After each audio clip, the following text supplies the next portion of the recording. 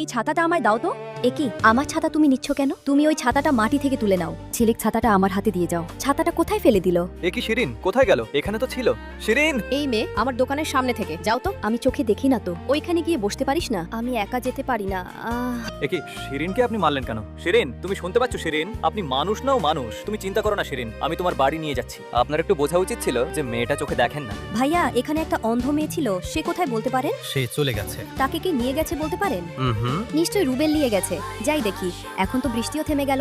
আমি জানি শিরিন তোমার কত কষ্ট হয়। আমি চোখে দেখতে পাই কিন্তু আমি উপলব্ধি করতে পারি। ওয়াও সিস্টার, দেখো কত সুন্দর ছাতা পড়ে আছে। চলো ছোট, আমরা ছাতাটা নিয়ে খেলি। হ্যাঁ চলো। আমার ছাতাটা কে নিল? এখানে তো রেখেছিলাম। ম্যাডাম এখানে আমার ছাতা রেখেছিলাম, কে নিয়েছে বলতে পারেন? দুটো ছোট বাচ্চা এসে নিয়ে গেছে। ইস, আবার বৃষ্টি শুরু হয়ে গেল। এখানে তো ছাতা আছে, একটা নিয়ে যাই। এই আমার দোকানের ছাতা নিচ্ছ কেন? আবার এসে দিয়ে যাব।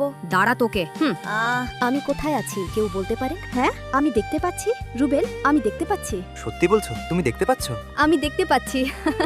এত হাল্লা করছো কেন? আর তোমরা এখানে কেন? কিন্তু তুমি এখানে কেন? আমি ওর দোকান থেকে একটি ছাতা নিয়েছিলাম, তাই ও আমাকে ড্রাম দিয়ে বাড়ি মেরেছে। এই মেয়েটা মেরেছে? আমাকে ক্ষমা করে দিন ভাইয়া। তুমি ঠিক কাজ করেছো। আমি আজ অনেক খুশি। বন্ধুরা, ভিডিওটি ভালো লাগলে একটি সাবস্ক্রাইব করে দিন।